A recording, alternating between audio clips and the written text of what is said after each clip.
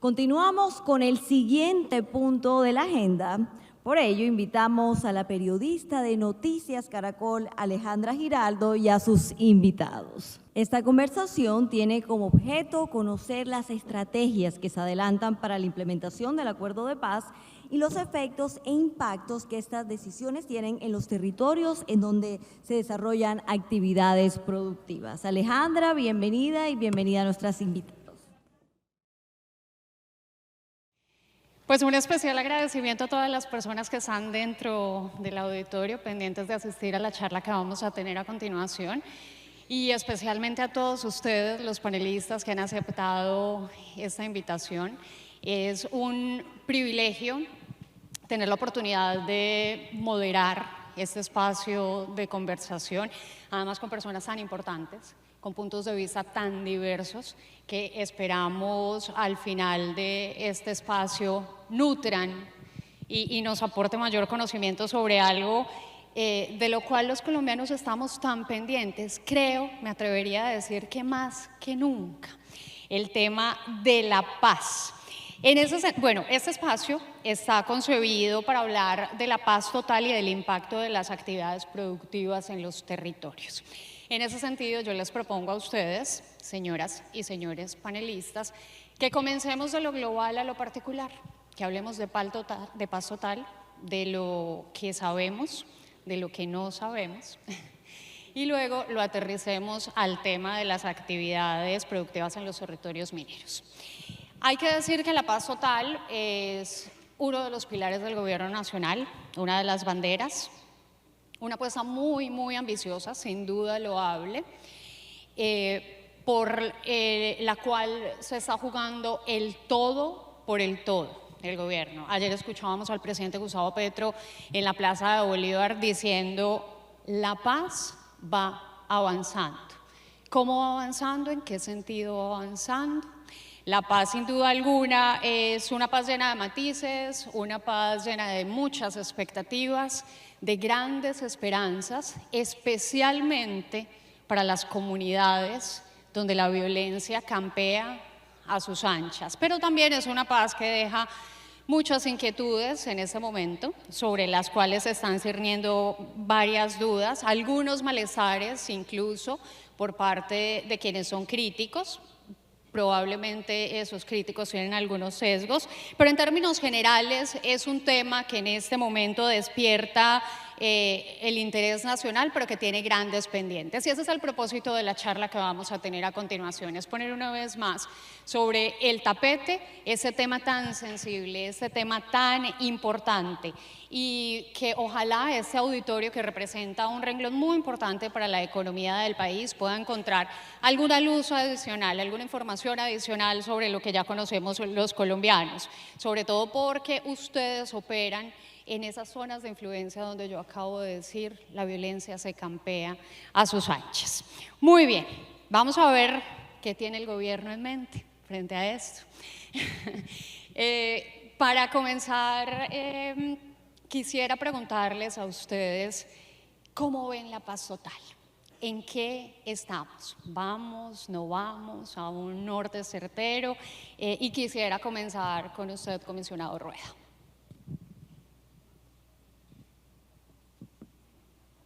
Bueno, un saludo a todas y todos los presentes en este auditorio. Agradezco mucho la invitación del doctor Juan Camilo y voy a partir de lo que él planteó en su intervención magistral esta mañana.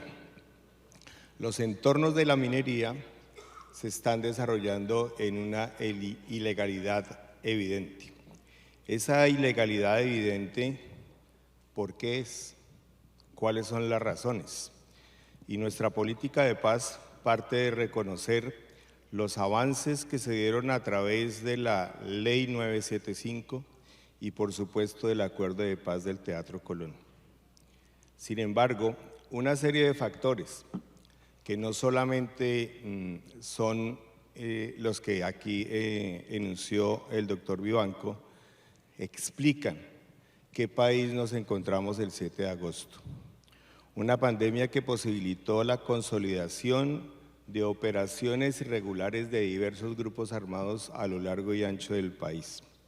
una ausencia de respuesta coherente con el acuerdo de paz del Teatro Colón, una ausencia de justicia frente a más de 5.000 asesinados, 4.600 asesinados de las extintas AUC, y una serie de incumplimientos de parte de nuestros gobiernos y del Estado colombiano en lo que ha sido pactado.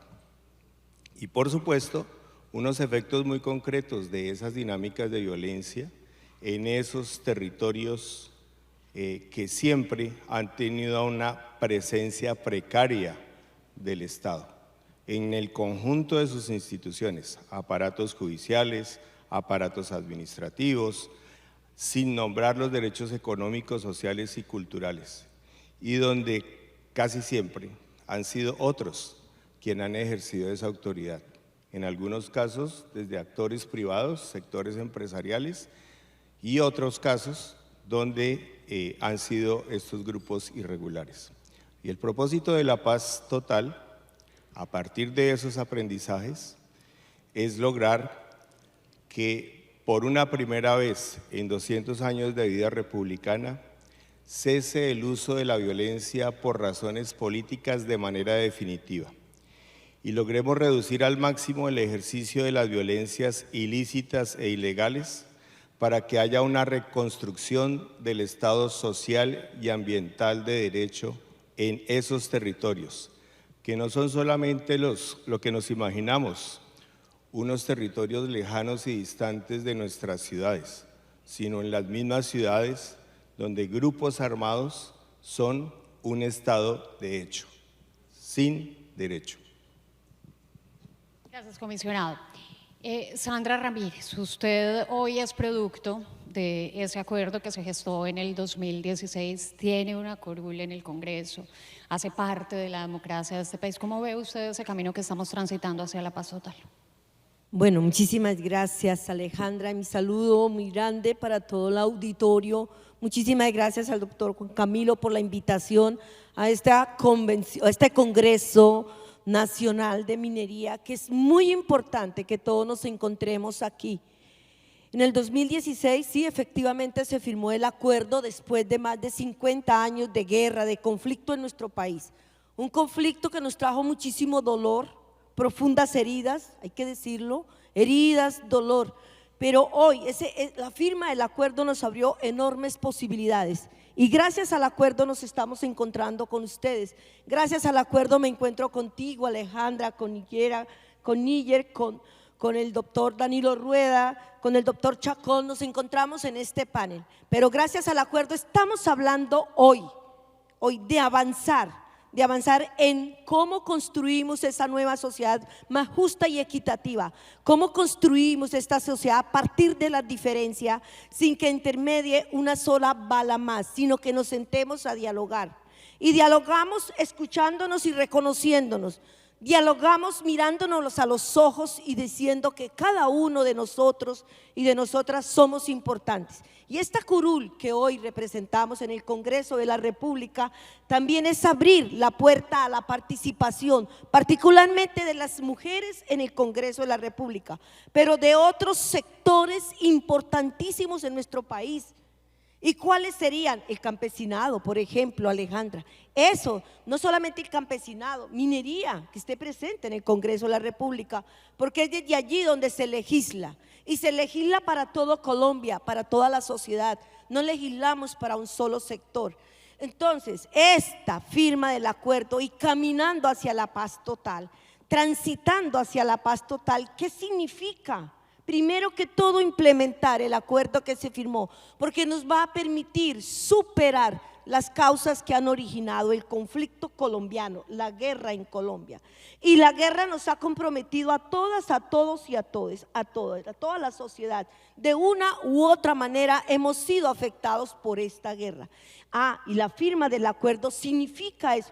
La firma del acuerdo también es el ejemplo para otras organizaciones que están en camino a firmar acuerdos con el gobierno del cambio, con el gobierno del presidente Petro.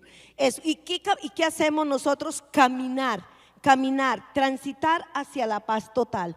y la caminamos y la transitamos todos, todos, porque todos somos sociedad, todos estamos en esta barca, todos estamos trepados en esta barca, y si remamos para un solo lado, seguro que llevaremos a Colombia a buen puerto. Y llevamos a Colombia a buen puerto, implementando integralmente el acuerdo, pero también construyendo una nueva correlación de fuerzas para los próximos acuerdos que vendrán como el acuerdo nacional, en que vamos a trabajar todos juntos y juntas, donde juntaremos nuestras manos. Muchas gracias. Gracias a usted, congresista. Señora Rentería, usted está dentro de todo este proceso. Se ha convertido en el puente interactivo entre el ELN y el gobierno nacional. ¿Cómo ve usted hoy el camino hacia la paz total?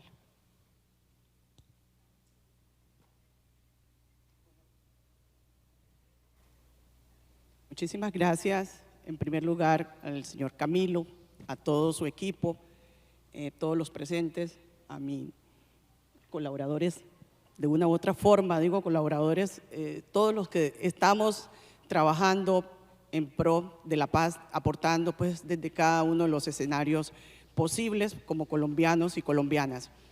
Hoy me encuentro aquí y quisiera resaltar a ustedes un poco el camino, cómo ha sido esto. Es primero que todo resaltar que la Constitución política de nuestro país tiene un mandato específico para el presidente, donde le da precisamente ese carácter legal de poder trabajar en pos de la paz, de poder realizar negociaciones, y en ese marco también solamente las personas que él pueda como presidente investir pueden estar haciendo ese acercamiento con grupos o actores armados con quien se pretenda llegar a un acuerdo de paz. En ese sentido, yo estoy como delegada negociadora del gobierno nacional, y desde ahí podría decir que ha empezado este camino en noviembre de 2022, sin embargo no fue un camino que tuviese ese inicio. Hay un mandato legal, la ley 418 de 1997, y desde ahí ha habido muchísimos desarrollos en pos de avanzar lo que indica la Constitución de nuestro país, y que ha establecido precisamente unas especificidades, y desde ahí se ha tenido a bien por parte del presidente de la República continuar con estos diálogos que ya tenían un camino inicial. Todos conocemos que en 2017 hubo una agenda la cual sirvió incluso precisamente como ese puntal para seguir avanzando, proceso que había sido desarrollado en esa oportunidad por el gobierno del presidente Juan Manuel Santos, y en estos momentos está haciendo como un puntal para el presidente en el marco de la paz total que está liderando el Alto Comisionado para la Paz, este trabajo tan importante. ¿Qué se pretende? Es un proceso como tal. Se recogieron muchísimas bases de este primer trabajo, de esta agenda establecida en este mandato del doctor Juan Manuel Santos, pero también se profundizaron allí unos puntos. Podemos ahí destacar de que en primer lugar se está propiciando aquí trabajar en una construcción de la paz, o sea, la participación de la ciudadanía tiene una relevancia demasiado importante. Es cómo se puede construir desde el territorio, de abajo hacia arriba. Podemos decir que en esta agenda también se consagró el tema de la democracia para la paz, las transformaciones para la paz como tercer punto, en el entendido de que sin estas transformaciones realmente estas discusiones no tendrían muchísimo sentido. Por cuarto, el tema de víctimas, el tema del fin del conflicto y cómo podamos después realizar esa implementación.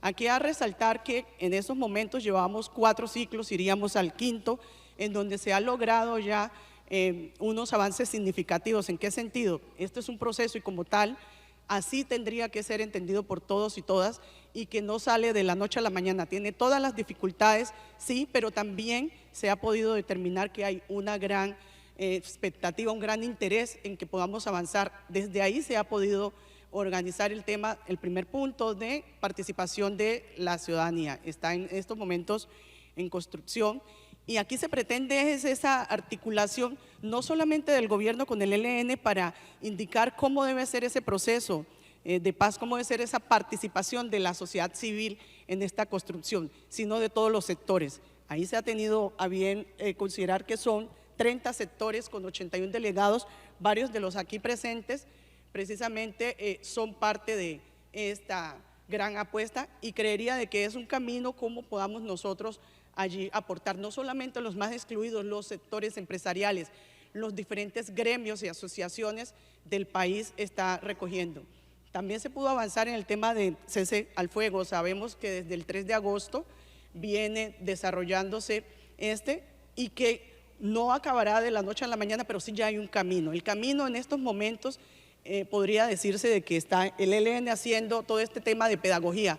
Sabemos que se trata de un proceso totalmente diferente, de que tienen una situación de compartimentación en el sentido de cómo han ellos establecido sus propias mando filas, y es necesario ese acercamiento directo de con quien estamos sentados, pero también de trabajar y sentarse con las tropas y de socializar y sensibilizar este trabajo. Hay un mecanismo que está haciendo igualmente ese acompañamiento, monitoreo y verificación, que es precisamente por Naciones Unidas y por la Iglesia. Mecanismo que también tiene un apoyo de la ciudadanía en el sentido de las veedurías ciudadanas, y este mecanismo ya comenzó. Es un mecanismo que tiene esa necesidad de ir avanzando en sus propios ajustes, pero ya se ha empezado en el territorio a constituir, y en ese sentido podría decir un poco lo que se ha venido dando hasta ahora. Muy bien, muchísimas gracias, señora Rentería. Carlos Chacón, usted desde la academia, ¿cree que vamos bien en este camino? ¿Cómo lo perciben ustedes? Muchas gracias, Alejandra. Un saludo muy especial a todos. Agradezco a la ACM en cabeza del doctor Juan Camilo Nariño por la invitación. Yo añadiría algo que se dijo esta mañana en la instalación Minerales para la Vida. Yo diría Minerales para la Vida y para la Paz. Y esta es una muestra del gran aporte que puede hacer la industria a las conversaciones a propósito de la búsqueda de la paz de Colombia, que es una búsqueda de toda la sociedad.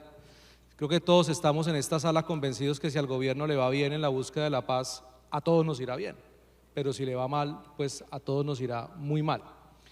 Nosotros tenemos varias preocupaciones, se las hemos identificado desde el Instituto de Ciencia Política cuando empezó el trámite del proyecto de ley de paz total. Yo creo que aquí hay varias aproximaciones que quiero tratar de tocar rápidamente. La primera preocupación tiene que ver con la ausencia de una política de seguridad que acompañe los esfuerzos de la política de paz. Está muy bien avanzar en la búsqueda de la paz con los grupos, pero vemos con preocupación que pareciera que la política de seguridad está ausente en esta conversación, y es irreal pensar que los grupos realmente se van a sentar a negociar si no sienten la presión legítima del Estado y de su fuerza militar para controlar los territorios y garantizar unas condiciones de seguridad ante un deterioro que también hay que reconocerlo, comisionado, no es solo de este gobierno, no viene desde este gobierno, pero que como ahorita lo conversábamos, sí se está acelerando, porque estamos pasando de más de 7.000 hombres en armas a casi 14.000, que expanden su poder territorial, su control territorial. Quiero concentrarme rápidamente en varias preocupaciones, 3 que tienen que ver con el mandato de la paz total, con ese marco jurídico, y 4 que tienen que ver con el cese al fuego de hostilidades. Muy rápido. Lo primero, la ambigüedad de la ley de paz total frente a con qué grupos se hacen negociaciones de paz porque tienen un carácter y un reconocimiento político. Debió haber quedado claramente establecido con quiénes sí y con quiénes no, y prácticamente en Colombia únicamente eso se podría llevar a cabo con el Ejército de Liberación Nacional, porque el Estado a través del gobierno le ha reconocido a ese grupo el carácter político y por lo tanto con el cual se puede negociar un acuerdo de paz. Con los demás grupos, distintos sectores, incluidos muchos de los que están en este auditorio, que estuvieron en el gobierno anterior y participaron del proceso de negociación con las FARC, se opusieron a que se les diera ese mismo reconocimiento a las disidencias de las FARC y por supuesto mucho menos a estructuras criminales como el Clan del Golfo. Así que preocupa esa ambigüedad, un problema en el texto de la ley de paz total que dificulta y complejiza mucho ese proceso que tiene que adelantar el comisionado que hoy nos acompaña.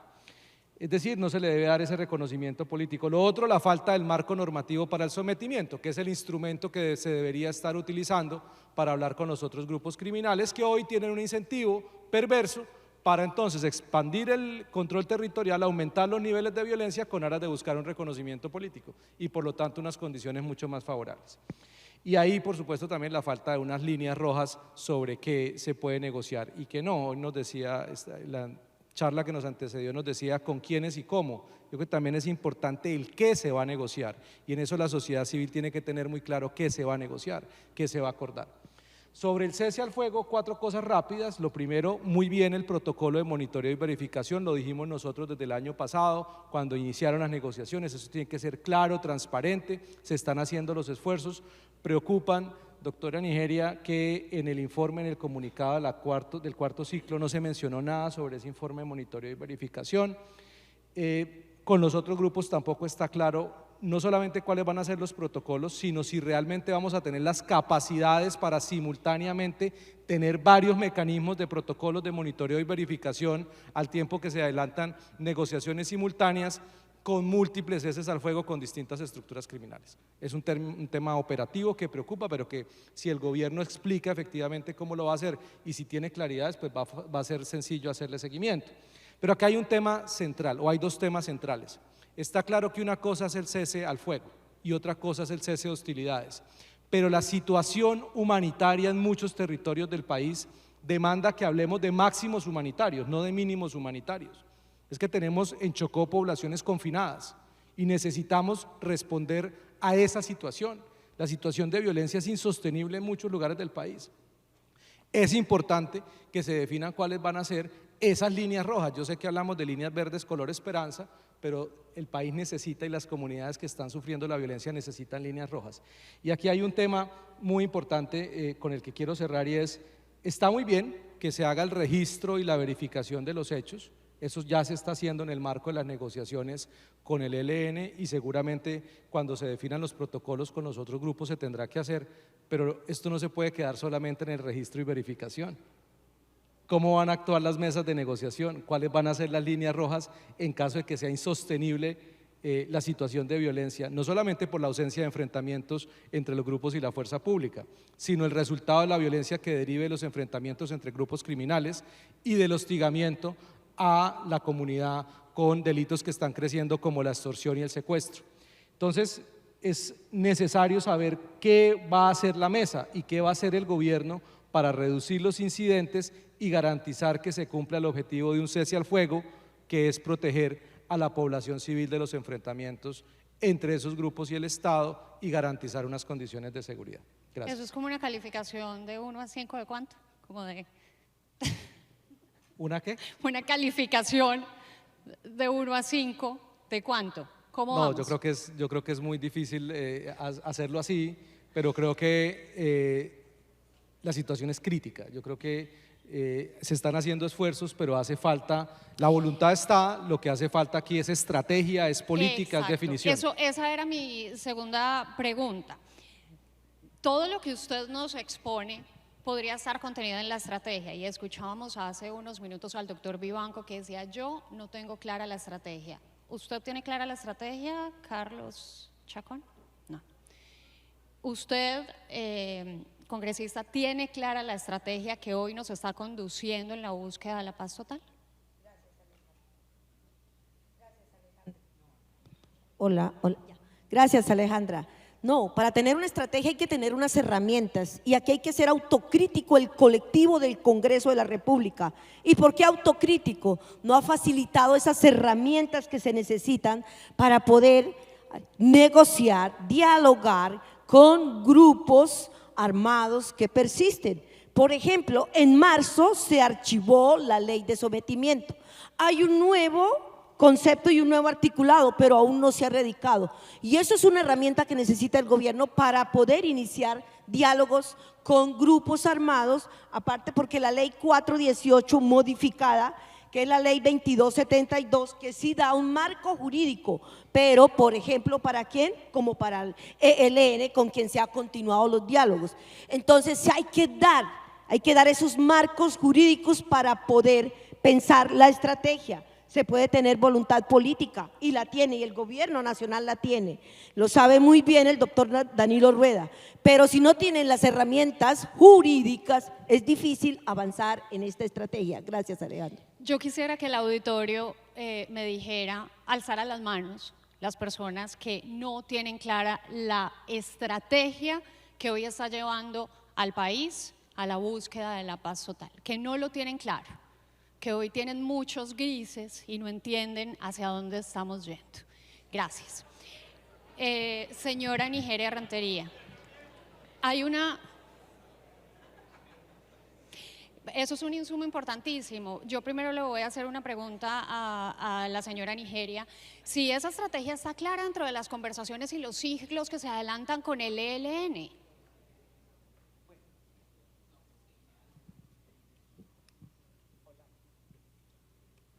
Para responder esta pregunta diría yo que debe ser una construcción. En estos momentos nos encontramos en un proceso.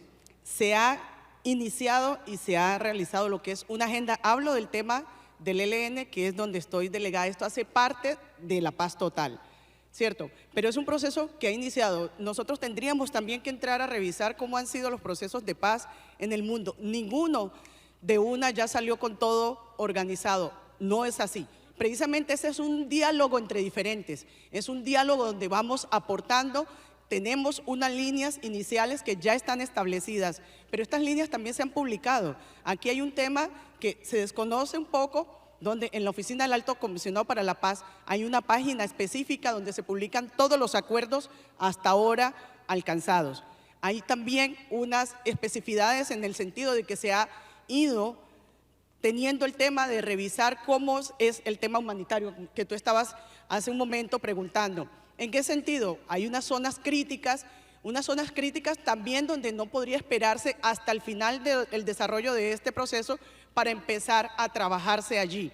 Se ha establecido, por ejemplo, comenzar ya con el Bajo Calima, Medio San Juan, en donde todos conocemos todo este tema de desplazamiento, todo este tema que ha llevado un conflicto que en estos momentos no es necesariamente entre el ELN y el ejército. Está también allí el Clan del Golfo. Allí han estado ya unos combates fuertes. ¿Y quiénes son los que se terminan perdiendo? Las comunidades, que son las que están desplazándose y que tampoco darían más espera con el tema de acciones y dinámicas humanitarias. Se está trabajando paralelamente en ver cómo se empieza a dar una respuesta institucional. Porque algo también que ha quedado aquí en el ambiente es de que muchas partes donde está desarrollándose el conflicto en estos momentos no hay una presencia estatal fuerte, no hay una presencia estatal definida que le garantice a la población algún tipo de escape, de resolver el propio problema que allí se está presentando. Entonces, lo que yo sí podría decir es de que sí hay una estrategia, sí hay una agenda. Esa agenda está comenzando a desarrollarse y a esa agenda precisamente lo que hay que tener, sí, es a veces imposible tenerla, pero hay que tener paciencia. Tenemos que poner el espejo retrovisor de otros procesos de paz que se ha tenido, inclusive aquí mismo en Colombia. Aquí no salió en 2 días el proceso de paz con la FARC, y usted me lo puede decir. Aquí no ha salido en 2 días el que se desarrolló con el M-19, pero también como mujer del territorio, yo soy chocuana y no me han contado, he vivido directamente lo que pasa allá en ese territorio nuestro.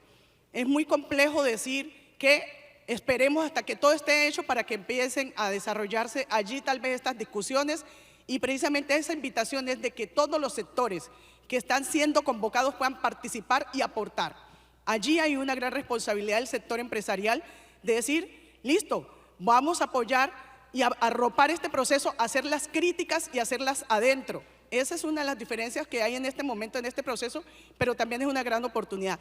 Vamos a aportar nuestras propias propuestas. ¿Ustedes están trabajando mancomunadamente con la empresa privada? Hemos empezado, sí lo hemos empezado precisamente en este Comité Nacional de la Participación, que hace un mes empezó a operar, donde se está convocando a todas las fuerzas de Colombia, todos los actores del territorio, todos, sin ningún tipo de exclusión, y desde ya se ha empezado a generar una organización a través de 5 comisiones. Con ellos estamos, es que las mismas comisiones puedan diseñar ese proceso que debemos de sacar adelante. No nosotros imponerlo, nosotros tenemos unas ideas, pero nosotros no somos los que lo estamos construyendo, queremos una construcción colectiva y después llevar a esto a un gran acuerdo nacional, porque también somos conscientes que si solamente se trabaja con el ELN, pero se deja de lado los demás actores armados que están en el territorio, esto no llega a ninguna parte, no sería algo exitoso. Gracias. Comisionado, ¿qué está pasando? ¿Por qué la ciudadanía no se apropia del proceso, no se sintoniza con el camino que estamos recorriendo y porque todos los colombianos sienten que no hay una estrategia clara? Empezando porque no hay un marco jurídico, uno que abone el camino y que nos conduzca al final. Esa es la primera y la más discutida, pero además de ahí hay una cantidad de decisiones a nivel militar, a nivel económico, a nivel de leyes en cuanto al Congreso. La congresista decía, yo tampoco lo tengo claro. ¿Qué está pasando? Bueno, yo matizaría su afirmación. No sé si todos y todas las colombianas. Sí, me excuso, generalicé. Muchos Bueno, colombianos, eso, pero la gran mayoría de este auditorio, sí, aquí, por ejemplo. digamos un porcentaje, y entiendo y comprendo, pero no son todas y todos los colombianos. Hay dos cosas aquí que hay que recordar antes de poder tener un breve tiempo para aclarar algunas cosas que se han afirmado aquí. Porque si no se ponen las cosas en contexto, creo que la previa conversación queda como un uso de lo que se dijo sin contexto. Entonces, lo primero que tengo que decir, insisto que esto es y nace de la situación concreta de los territorios urbanos y rurales, de unas conclusiones que se derivan del acuerdo de paz del Teatro Colón, cuando se tiene el punto 3 en relación con el cierre del uso de la violencia en la política.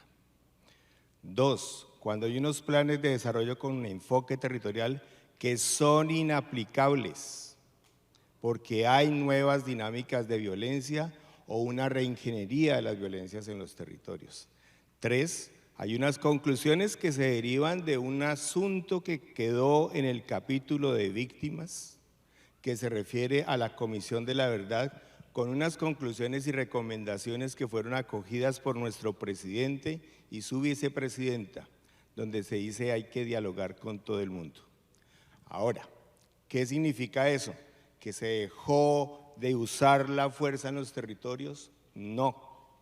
Lo que se ha intentado desarrollar en este año y 2 meses es un ejercicio legítimo de la fuerza, respetando los derechos humanos y el derecho internacional humanitario.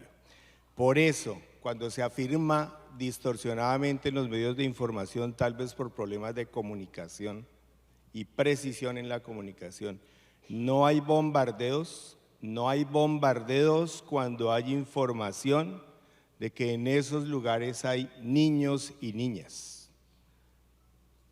Pero no es que no se puedan hacer, pero es que no cesaron las acciones de las operaciones de inteligencia, no han cesado.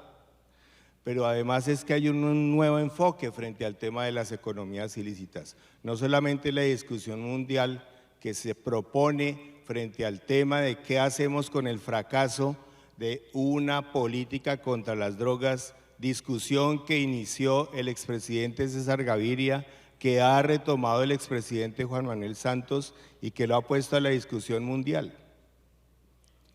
También que se encuentra en el acuerdo de paz.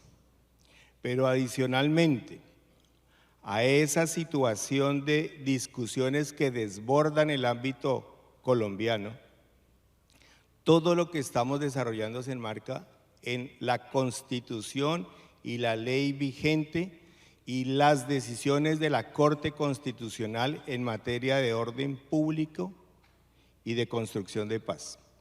Cuando nosotros intentamos la solicitud de suspensión de órdenes de captura en territorio nacional, no significaba que se negaban los pedidos de extradición del gobierno de los Estados Unidos. Se respetan los acuerdos de cooperación, pero se necesitaba una conversación directa con mandos de grupos criminales, sobre los cuales, doctor Chacón, en la reunión informal que sostuvimos me referí. Han pasado de 9.000 a 14.000, lo que se conoce como el Clan del Golfo y AGC, desde el 7 de agosto hasta el día de hoy. Un crecimiento exponencial. ¿Y por qué se da ese crecimiento exponencial? Por supuesto porque hay una crisis de la economía ilícita vinculada con el narcotráfico, hay una ampliación en las economías ilícitas que tienen que ver con la minería, entre otros sectores, para señalar un punto. Entonces, si nos encontramos con esa realidad, utilizamos los mecanismos constitucionales y no somos el Estado, somos un ejercicio de gobierno con limitaciones porque respetamos la autonomía de los poderes, se dificulta un escenario de construcción de paz con algún tipo de grupos. Entonces, al día de hoy, la primera fase de exploraciones que iniciamos desde el 7 de agosto hasta esta fecha nos da como resultado una sola mesa de conversaciones de paz, que es la que se sostiene con el Ejército de Liberación Nacional. 3 espacios de conversación sociojurídica con grupos urbanos derivados de exintegrantes de las ex-AUC en Buenaventura, Medellín y el Valle de la Aburrá y en Quibdó. ¿Qué conversamos con los grupos criminales? No tenemos marco jurídico, no están en libertad, están en centros de privación de su libertad. ¿De qué hablamos? ¿Cómo garantizamos la no repetición de dinámicas de violencia criminal? ¿De qué conversamos? ¿Cómo se nutren y surgen las economías ilícitas e ilegales en las dinámicas urbanas? ¿Cómo se relacionan estas dinámicas urbanas con dinámicas transnacionales? ¿Cómo se enfrenta a los que están detrás, los que planifican, los que se enriquecen y que están en territorio colombiano y fuera de él? Y no estamos buscando los nombres de quienes son, pero sí comprender un fenómeno de violencia en las ciudades capitales de nuestro país que demuestran la ausencia de democracia, que están demostrando estados fácticos y de hecho en territorio nacional y que la paz significa reconstruir un Estado de Derecho.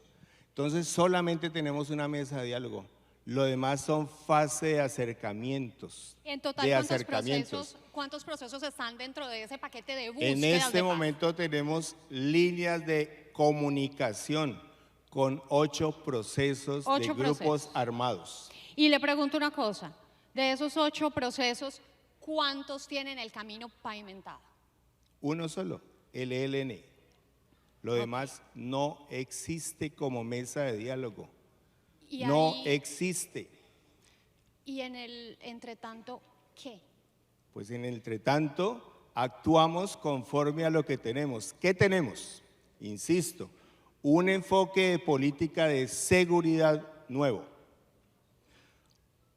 un enfoque de intervención integral del gobierno con los programas del Plan Nacional de Desarrollo, con una financiación que gracias al Congreso de la República, a través de la reforma tributaria, va a permitir en los próximos meses la intervención con un sector particular que son los jóvenes.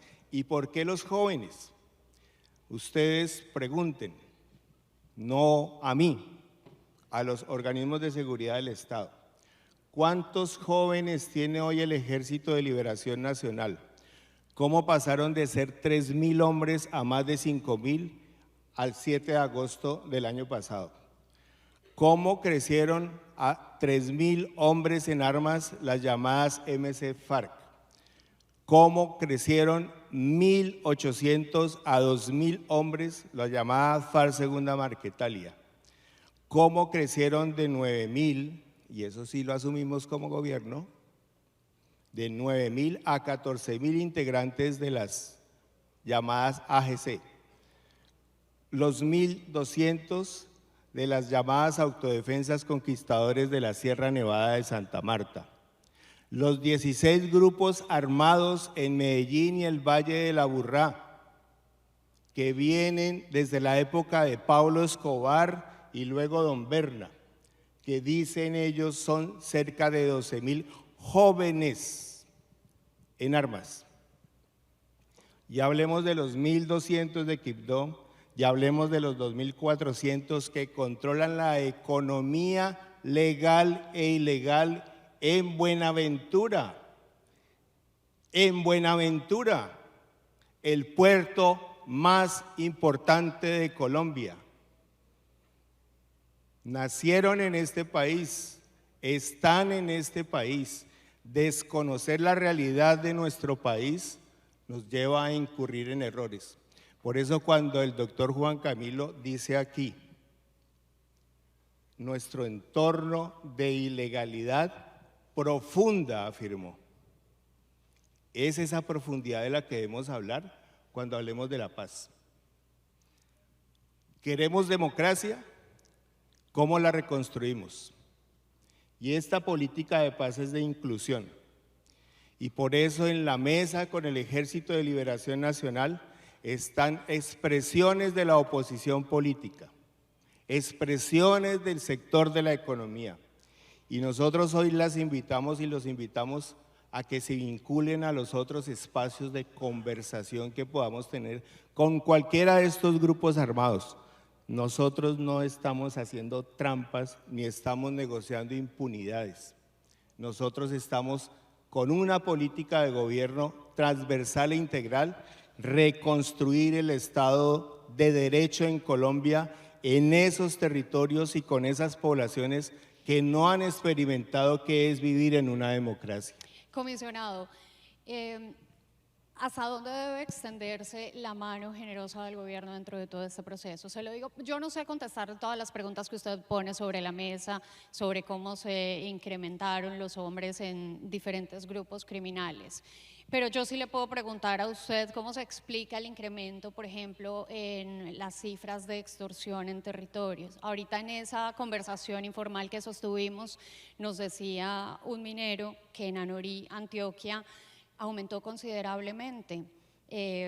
También el secuestro ha presentado incrementos en comunidades como el Cauca o Chocó, por citar dos de los territorios recientemente que fueron noticia, los actos criminales, terroristas con carros bombas que acabaron la vida de una profesora son presentes. Entonces, ¿cuál es esa línea roja? Yo sé que el gobierno no habla de líneas rojas, sino de líneas verdes porque es el partidor para hacer la paz. Pero ¿cuáles son los límites? Estar en la Constitución y la ley no son distintos a los que ya existen.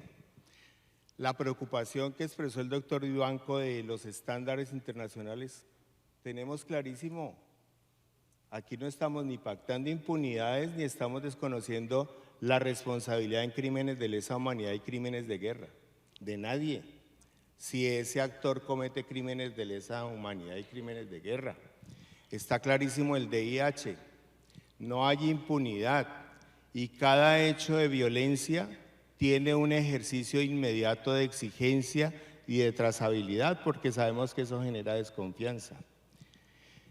Lo que ocurre con las extorsiones tiene algunas explicaciones como hipótesis.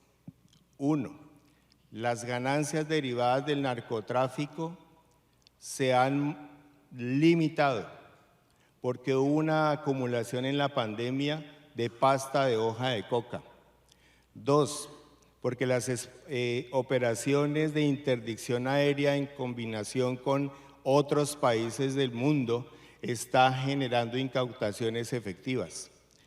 Tres, eso ha llevado a que los grupos armados amplíen su campo de extorsión y se vinculen, insisto, entre otras actividades, a la presión sobre las economías que tienen que ver con la minería en diversos y vastos territorios de Colombia. Otros a la deforestación, el tráfico de personas, los casinos que hay en nuestras ciudades, para nombrar algunos modos de la financiación de la ilicitud y la ilegalidad en nuestro país. Entonces las líneas rojas están claras. ¿Qué queremos hacer? Que la Constitución del 91 sea una realidad para todas y todos los colombianos.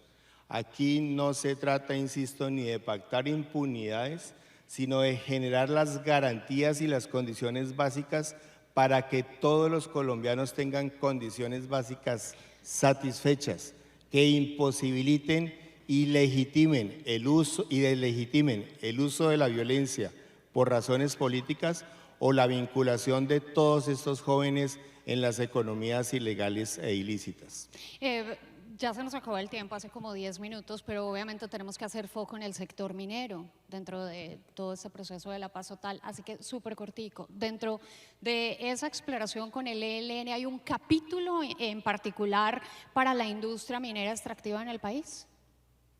Bueno, sí hay un tema muy puntual donde se va a revisar tanto cuál ha sido este impacto ambiental, cómo se puede también avanzar en una minería que sea responsable con medio ambiente, que desde ahí pueda también redignificar lo que es la situación de las comunidades.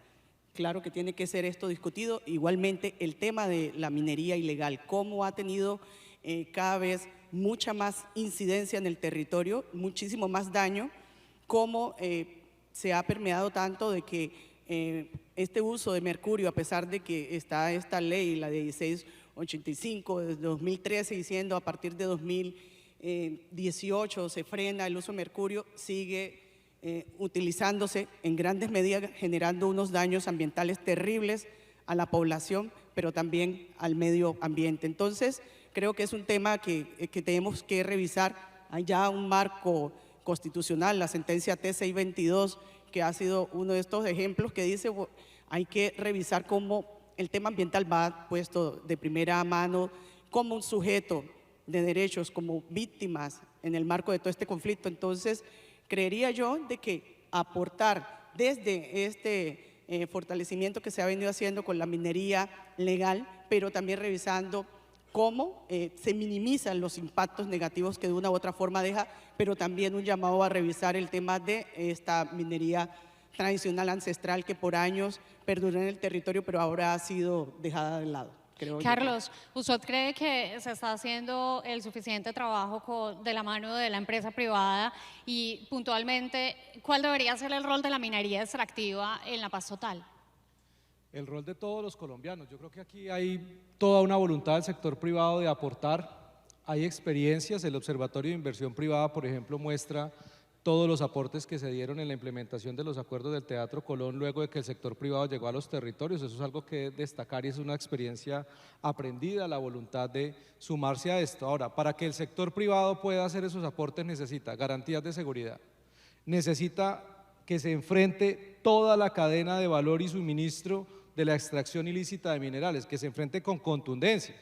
Los resultados operacionales no pueden quedarse solamente en incautaciones. Es que esas incautaciones, pues claro, aumentaron porque aumentó el cultivo de coca y la producción de cocaína. Esto debería medirse en cuántos grupos efectivamente desmantelamos, cuántos recursos provenientes de las actividades criminales el Estado está ejerciéndole la extinción de dominio. Antes de ejercer la extinción de dominio a la tierra, a los campesinos, deberíamos concentrarnos en la extinción de dominio de las actividades ilícitas. Entonces, claramente este es un sector, como muchos sectores en el país, que tienen una enorme capacidad y tienen la voluntad, porque ¿quién se beneficia más de condiciones de paz si no es la empresa privada? Lo ha demostrado, lo ha venido haciendo.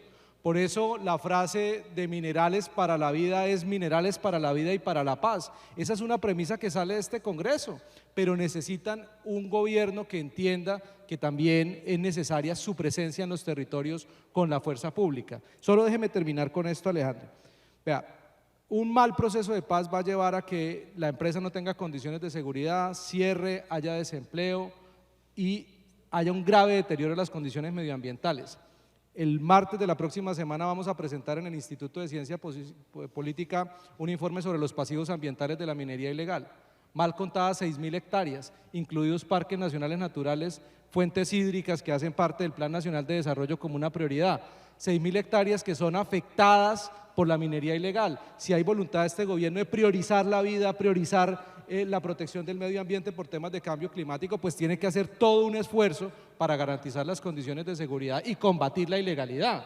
Eso es lo que necesitamos. Y termino, lo prometo, una hipótesis adicional, comisionado, porque sus hipótesis son totalmente válidas, pero yo le añado una: la falta de capacidad del Estado de disuadir a los criminales para que no incurran en nuevas actividades, la falta de incentivos negativos que se generan con una justicia efectiva y con una fuerza pública capaz de detener a quienes hoy están extorsionando, a quienes hoy están secuestrando, a quienes hoy tienen confinadas a las poblaciones en el territorio, a quienes tienen amenazados a los alcaldes y a los candidatos.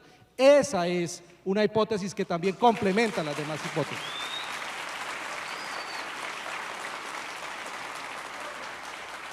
Me voy a tapar la cara porque ella me va a regañar, pero yo le quiero hacer una pregunta. ¿Usted de sí o no? Solamente de sí o no. El doctor Vivanco dejaba sobre la mesa una pregunta legítima y ¿es posible que el Estado, en su constitucionalidad, logre llevarle tranquilidad y seguridad a los ciudadanos si no es de la mano de un proceso de búsqueda de paz con los grupos armados? Sí es capaz con la construcción y con el aporte de toda la sociedad, incluida la minería. Bueno, a ustedes muchísimas gracias por haber aceptado la participación. El tiempo es muy poquito, comisionado, nos hubiéramos podido quedar muchísimo más tiempo, pero creo que es una muy buena conversación.